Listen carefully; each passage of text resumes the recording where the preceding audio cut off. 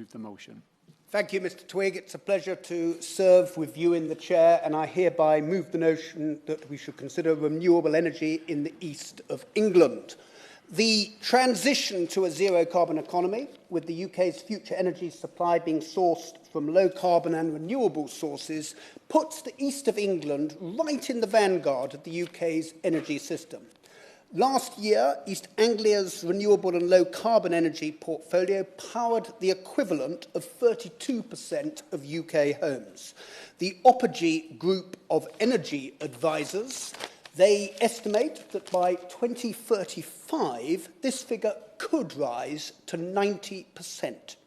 This dramatic transformation, Mr. Twigg, I don't think that it is wrong to describe it as a revolution, presents our region with a once-in-a-generation opportunity to drive inward investment, to create exciting and enduring careers, and to play a major role in delivering the UK's net zero goals. With wages in the east of England being relatively low compared to other regions, and with pockets of deprivation, particularly in coastal areas, such as the Waveney constituency that I represent, it is vital that we grasp this opportunity. In many respects, a good start has been made, with energy companies setting up bases in the region, such as Scottish Power Renewables in the Hamilton Dock in Lowestoft, with new training facilities being provided by East Coast College at the Energy Skills Centre in Lowestoft, and at the Eastern Civil Engineering Campus at Lound, and with EDF partnering with the Suffolk Chamber of Commerce so as to ensure that local businesses have every opportunity to be part of the supply chain for the construction of Sizewell C. Up until now, Mr. Twigg, the process has been developer-led, with each developer being focused on the delivery of their own individual projects. This is no criticism of them, as they have simply been responding to the rules of the game laid down by the government. However, we are now at a time that this approach is no longer viable. The scale of the planned development is such that a more strategic approach is needed. Government need to recognise the enormity of the task that they are asking the eastern region to perform, and they need to put in place the necessary policies and to provide the necessary resources so that we can help them meet their statutory targets. There needs to be a laser focus on delivery. This requires government to work in partnership with business, with councils, and with universities and colleges. If we adopt such an approach, we have a good chance of delivering for the East, of providing people with the skills to take up the new jobs, giving local businesses the opportunity to be part of strong and vibrant supply chains, and of putting in place the necessary infrastructure. Infrastructure, whether in our ports or through the transmission networks that run through our region, transporting electricity, hydrogen, and water, is critically important. If it is inadequate, we will fail in our objectives. Mr. Twigg, I shall focus on three technologies: offshore wind, nuclear, and hydrogen. I shall set out the changes that I believe need to be made to the national energy policy framework, what we need to do to provide the necessary enabling infrastructure, and the investment that is needed in skills and training. Generally, government energy policy has served the UK well over the past decade in promoting low-carbon energy technologies. However, in today's geopolitical environment, with other countries, in particular the US and the EU nations, seeking to attract investment from what are globally footloose investors, the UK's policy framework does need some adaptation so as to continue to be attractive. As Keith Anderson, the chief executive of Scottish Power, said in the Sunday Times this weekend, we can't possibly hope to outspend the US, but what we can do is to outsmart and outpace them. This is the approach that we should have in mind in considering amendments to the Energy Bill. With regard to nuclear, we are very much moving in the right direction, with the passing last year of the Nuclear Energy Financing Act and the creation this year of Great British Nuclear. The Sizewell C project is gathering pace, and every effort should be made to fast-track early construction works so as to create significant opportunities for local job creation. Turning to offshore wind, the Energy Act of 2013 and the Contracts for Difference mechanism have served the UK well, and the industry is a major British success story. However, the policies do now require adaptation, and measures that should be considered include an increase in the Contracts for Difference budget, as called for by Renewable UK, so as to reflect increased supply chain costs and higher interest rates. In addition, a permanent investment allowance should be introduced for clean energy generators. Such capital allowances would support the growth of the clean energy supply both throughout the UK and across East Anglia. The Southern North Sea currently hosts 37% of the UK offshore wind portfolio, with over 5 gigawatts of capacity, which is due to expand to 15 gigawatts, taking into account the projects that are already in the pipeline. However, after these have been delivered, there is nothing else planned at the present time. If nothing is done, this could see a cliff edge of investment off the East Anglia coast after 2032. This is a disincentive to continued investment. So as to address the problem, EGA, that's the East of England Energy Group, Oppergy, CFAS, the Offshore Renewable Energy Catapult, and other partners are currently developing proposals with the Crown Estate which involve innovative proposals for seabed and marine habitat restoration integrated with subsea energy storage, and which, importantly, do not require new grid connections. When they come forward, I would urge my honourable friend, the Minister, to give them full and every consideration. With regard to hydrogen, the UK's hydrogen strategy is still in its early stages. It is very much focused on industrial clusters, and it must be structured in such a way so that it can evolve so as to kickstart investment across more dispersed regions, such as East Anglia, where there is enormous potential for the industry, and where we have, I would suggest, 3 anchor assets.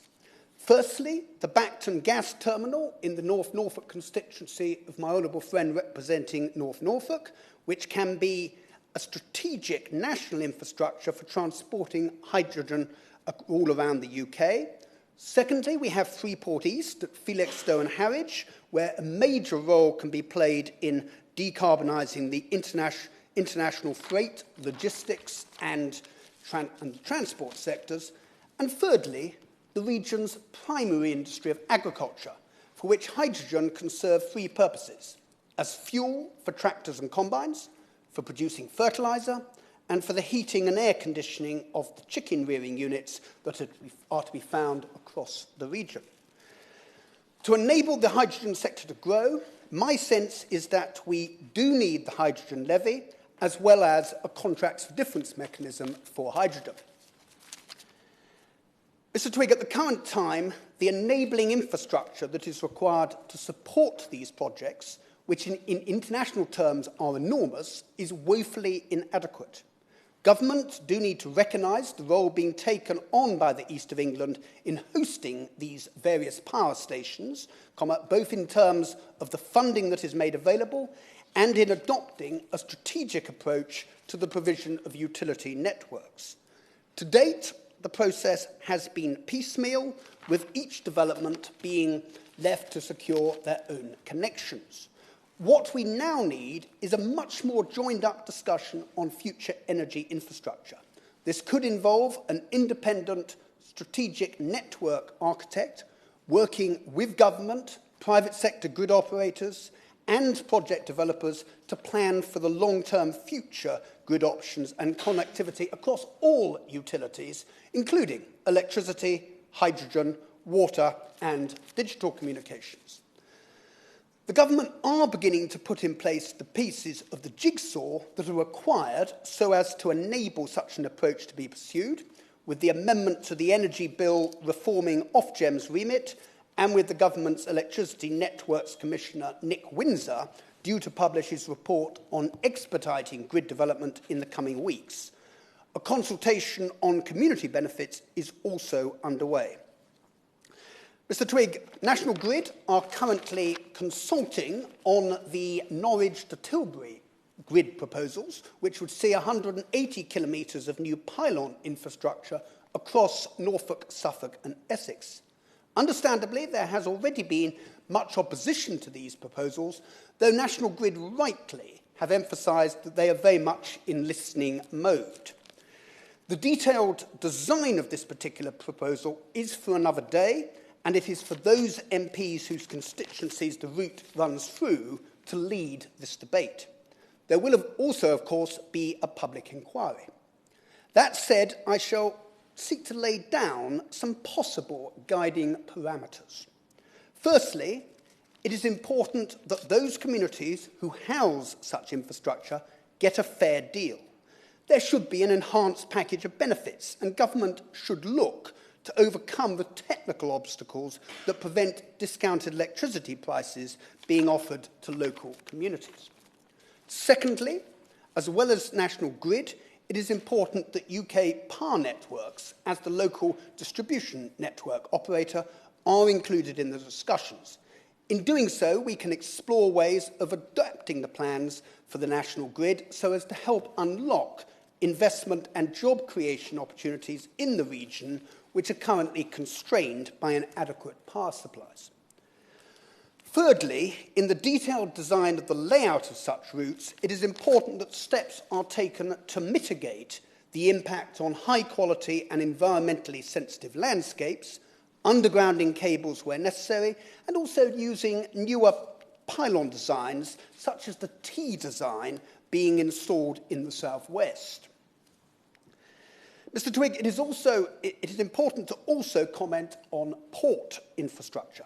Freeport East in Felixstowe and Harwich will play a role on the global trade stage, and it will be ports like Lowestoft which will play a bespoke role in securing the transition to low-carbon energy. Associated British Ports have exciting investment plans for their £25 million Lowestoft Eastern Energy Facility, but to make this commitment, they need clarity and certainty on future offshore projects, a small ports grant, a reinvigoration of the local enterprise zone, or a fiscal measure such as a revenue guarantee would also help, acting as a catalyst for this development. Skills, Mr. Twigg, should be the topic of a dedicated debate on their own, with another minister from another department being beamed down to take the place of my honourable friend, the minister. To a certain extent, we had this debate last week with the Estimates Day debate on further education at colleges and lifelong learning, during which colleagues from across the chamber emphasised the need for a significant increase in revenue funding. The construction and then operation of such a wide variety of energy generators presents the East of England with a great opportunity to provide local people with the skills that are required for the exciting new jobs that are emerging. There are some great initiatives that have been put in place by inspirational local leaders, such as Stuart Rimmer, the principal of East Coast College, who has brought together energy colleges and trainers from all around the UK in the National Energy Skills Consortium, so as to share best practice. In addition, the Coastal Energy Internship Programme, supported by the Ogden Trust and founded by John Best, has made great strides in the last 8 years in enabling students to undertake energy internships during the summer months. However, given the volume of future energy and infrastructure projects in the East, we need a much greater investment in energy-related skills right across civil engineering, electrical engineering, and mechanical engineering. Skills can only be addressed in local places, such as in Lowestoft and Great Yarmouth, but there is a desperate need for much greater national and regional coordination and investment funding. Local skills improvement plans, they will help, but I believe that the Department for Education made a major tactical and strategic error in not approving the bid for the Institute of Technology for the Eastern region. Mr. Twigg, in conclusion, the energy transition presents the East of England with a once-in-a-generation opportunity to spread economic growth and prosperity right across the region to reach areas and parts that feel overlooked and forgotten for too long. A lot of people are working incredibly hard locally to make the most of this opportunity, but as matters stand, I fear that we are not going to realise its full potential. To do so, we need to pursue a strategic approach, and government must provide the necessary resources. They need to work with local government and business, setting up a form of delivery task force. If we do this properly, we can lay down a global exemplar of how to carry out the net zero transition, which will not only benefit East Anglian people, but can then be replicated not just across the UK, but around the world. Thank you very much. The question is that this House has considered renewable energy in East of England. Minister to respond. Thank you, Mr. Twigg. It's a pleasure to serve under your chairmanship and to speak to conclude this debate so brilliantly set off by my honourable friend. And Mr. Twigg, you will recognise it's rare, actually, to hear, especially in a short debate like this, such a wide-ranging, deeply thought-through and comprehensive speech as the one we've just heard from my honourable friend, who shows a remarkable grasp not only of the key issues in the energy space, but very much grounded not only in his constituency, but in the wider region that he represents. My honourable friend will be aware of the important role, of course, as he's highlighted, of offshore wind and other renewables, the role they play in delivering secure, domestically generated energy and the boost that they provide for economic growth. And he will probably allow me just to set out a little bit of the sort of government position, because the government policies set out in the British Energy Security Strategy and endorsed in the Powering Up Britain papers, which I announced to the House on March the 30th, include bold new commitments to supercharge clean energy and accelerate renewable deployment. And my honourable friend suggests that we have the opportunity to be a global exemplar. Well, not in any way to diminish the, I think for the most part, accurate and properly based challenges that he set out. We already are the global exemplar. We have cut our emissions by more than any other major economy on Earth since 1990. We've taken the position, a rather parlous position when you think about it, just 13 years ago, where less than 7% of our electricity came from renewables. It's now well over 40%. And that, in some senses, we're a victim of our own success. It's created some of the grid pressures, which my honourable friend has rightly highlighted. So I think if you look at coal, and I'm the co-chairman of the Powering Past Coal Alliance, an international grouping of countries and organisations committed to ending the use of coal in power production. We had nearly 40% of our electricity coming from coal as recently as 2012, 11 years ago. And next year it will be zero. So I think we are a global exemplar, but I share my honourable friend's frustration that despite all the jobs that's been created, the success in leading, have we absolutely harnessed all the economic benefit? Have we embedded that, the industrial capability for the long term that we could? And I guess if I have a mission in this job, apart from delivering and helping facilitate this extraordinary transformation, it's to do so in a way which does lead to those long-term, high-paid jobs, which my honourable friend is so right to challenge the government to work towards. Wind overtook gas as our largest source of electricity during the first 3 months of this year, delivering more than a third of our entire electricity supply for the first time. I'm proud of that. The East of England, as my honourable friend has said, plays an important role in supporting our offshore wind ambitions. Just last year, our Contracts for Difference scheme allocated support for another 7 gigawatts of offshore wind capacity, the majority of it located in the North Sea and supported through the east of England. Since 2014, we've more than doubled our solar capacity in East England to more than 2 gigawatts, with a further 1 gigawatts of shovel-ready capacity and 2 gigawatts further in planning. And this government has driven that change. We've introduced the landmark energy bill, currently passing through this House, with measures to accelerate the rate of deployment of offshore wind farms, reduce the time it takes to get planning consent, and reform environmental regulations to streamline processes while maintaining protection of the marine environment, and doing so in a more strategically joined-up way, which I think was a thread running through my honourable friend's excellent speech.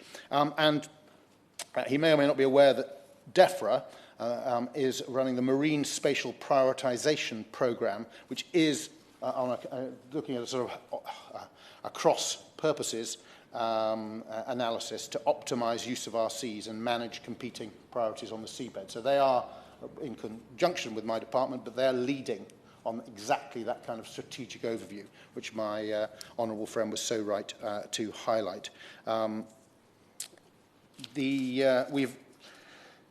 We've recently concluded our consultation on making changes to the national policy planning framework in England, again, I think, as part of this pulling together of this more strategic approach. When designated, local authorities will be better able to respond to the views of their communities when they wish to host onshore wind infrastructure.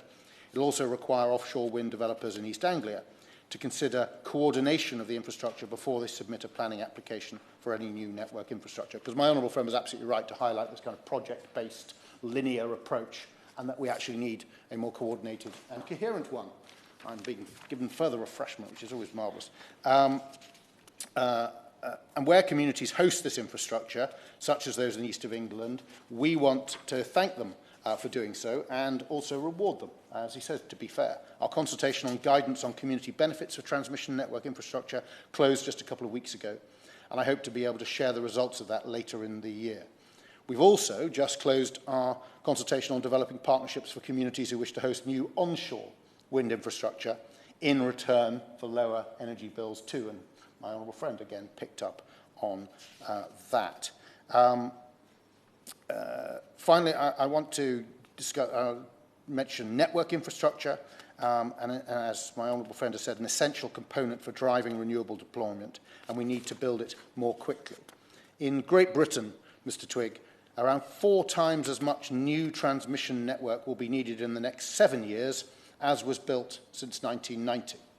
Timescales for delivering transmission network infrastructure are currently 12 to 14 years, often far longer than the time taken to deliver the generation being connected. And as we all recognise, having wonderful new and low-cost, brilliantly planned generation is no good if you can't get the electrons where they need to go. The lack of network capacity is already a challenge, as around 5% of wind generation is currently curtailed, meaning its output is reduced because there isn't enough capacity on the network to transport it. And this could increase to between 15 to 20% in the mid-2020s as wind generation increases further.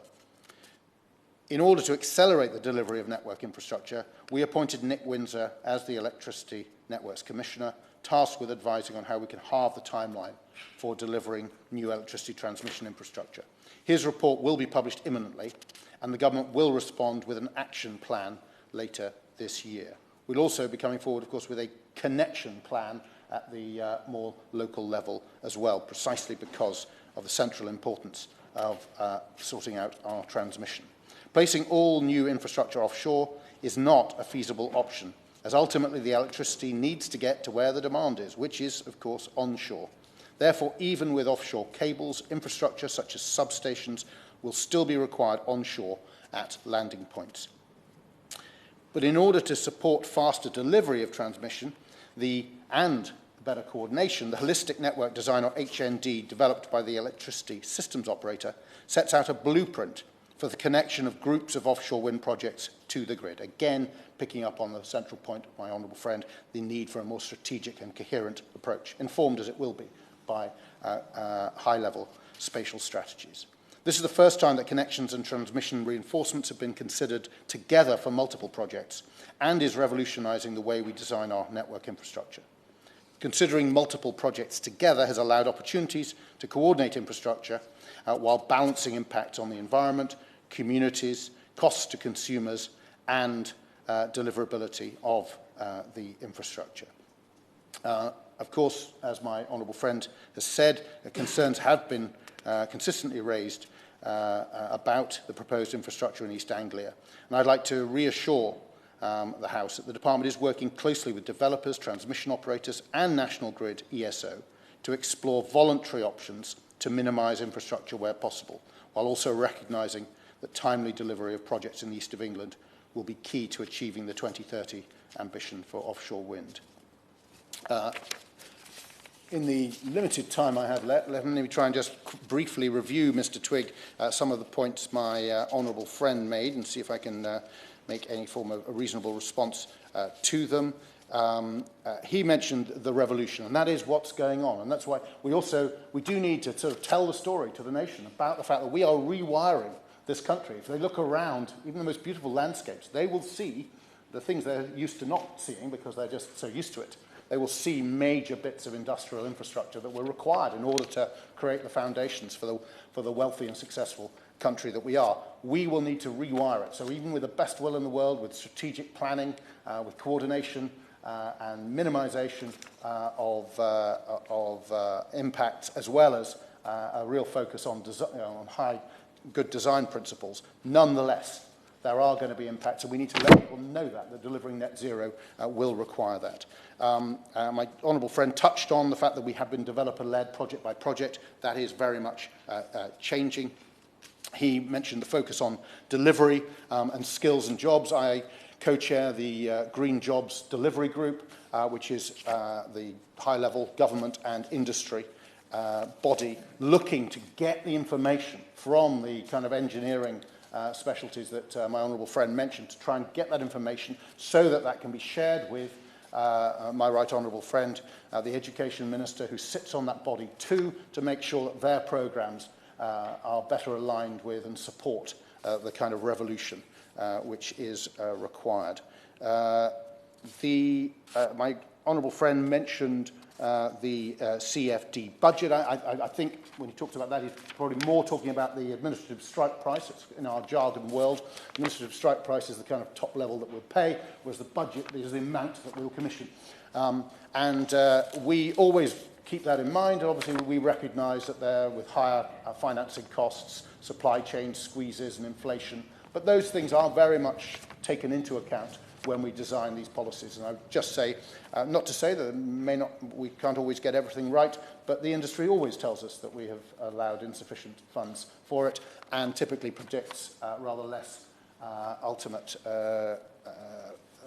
generation coming through than occurs. But we are now on an annual basis so that we can better respond to those issues. My honourable friend raises the issue of hydrogen and the role of the East of England in being able to deliver that, not least Bacton, Felixstowe, the agriculture sector. Like him, I'm very excited about that. When you look at our unique renewable resources, if we harness that properly, not only will we have low-cost electricity, if we do it right in this coordinated fashion, it can give us put us certainly in European context and perhaps globally as a leader in the production of green hydrogen. And, of course, we're blessed, which my honourable friend didn't mention, but we're blessed with 78 gigatons of carbon storage. We have a vast share of Europe's carbon storage potential, and we can host carbon storage for our neighbours as well. My honourable friend is quite right to highlight all the opportunities from the space. He's right to congratulate people like Stuart Rimmer at the East Coast College and John Best and the internships he's supported, and the fact that we need not only for the government to get the overall frameworks right, we also need to facilitate and support local authorities and down to individuals and communities to be able to play their part. And if we get it right, we will not only deal with the environmental challenges, we will actually reinforce our industrial strength and grow and strengthen the prosperity of this country, and that can, to a great extent, be led from the east of England. The question is that this House considers renewable energy in the east